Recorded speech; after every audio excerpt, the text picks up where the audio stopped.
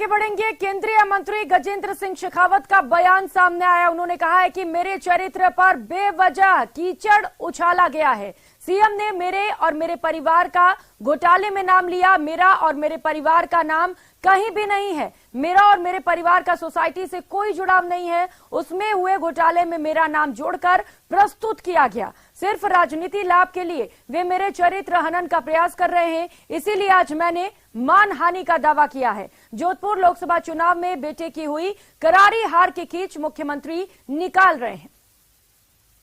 गहलोत साहब के पुत्र मेरे सामने चुनाव के प्रत्याशी थे।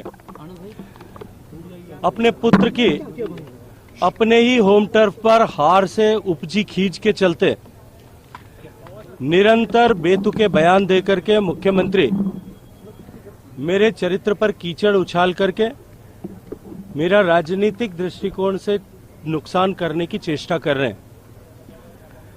पिछले लगभग 3 साल से उन्होंने अनेक अवसर पर विधानसभा के पटल पर बात करते हुए मीडिया को press conference, organise press conference में एड्रेस करते हुए, अनऑर्गेनाइज तरीके से बाइट देते हुए, गाड़ी में बैठ करके बाइट देते हुए, सड़क पर चलते हुए बाइट देते हुए, ऑडिटोरियम्स में भाषण देते हुए, पब्लिक रैली को संबोधित करते हुए बार बार एक ऐसी कोऑपरेटिव सोसाइटी जिसके साथ में जिसका न मैं प्राथमिक सदस्य हूं, न मेरे परिवार का कोई सदस्य प्राथमिक सदस्य है, न मेरे परिवार का सदस्य कोई उसका डिपॉजिटर है, न मैं और मेरे परिवार का कोई सदस्य उसके बोरोवर है, न उसके डायरेक्टर है। किसी भी तरह से हमारा प्रत्यक्ष रूप से परिवार का जिसके साथ में जुड़ाव नहीं है, उसमें हुए घोटाले के साथ में मेरा नाम संबद्ध करके निरंतर वो बार बार मेरे चरित्र हनन का प्रयास करते हैं।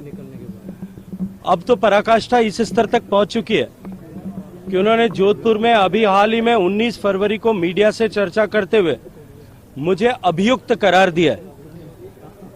21 तारीख को एक बार फिर जयपुर में 20 फरवरी को मेरे द्वारा सारा क्लैरिफिकेशन मीडिया के सामने रखने के बाद में एक बार फिर उन्होंने मीडिया से बात करते हुए उन्होंने फिर से मुझे अभियुक्त ऐसा करार दिया। और आज भी जब ये सूचना, आज मैं जब ये मानहानि का मुकदमा दायर करने वाला हूं, ये सूचना जब उनके पास पहुंची है, तो वही मुख्यमंत्री अशोक गहलोत ने कहा है कि संजीवनी क्रेडिट कोऑपरेटिव सोसाइटी में निवेशकों की जमा राशि को ठगने वालों के खिलाफ राजस्थान पुलिस की एसओजी द्वारा की गई जांच में भारी अनियमितताएं सामने आई हैं। सुनिए।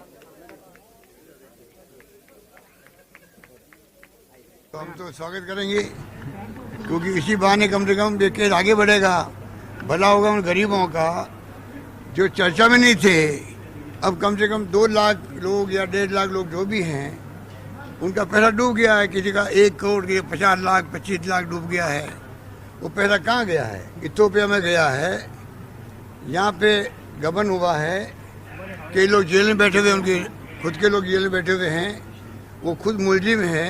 उनकी पत्नी, उनकी साला, उनके पिताजी का नाम है और उनकी माताजी का देहांत हो गया। हम उनको भगवान से प्रार्थना करते हैं कि उनकी आत्मा को शांति प्रदान करे, परंतु वो तो हकीकत है।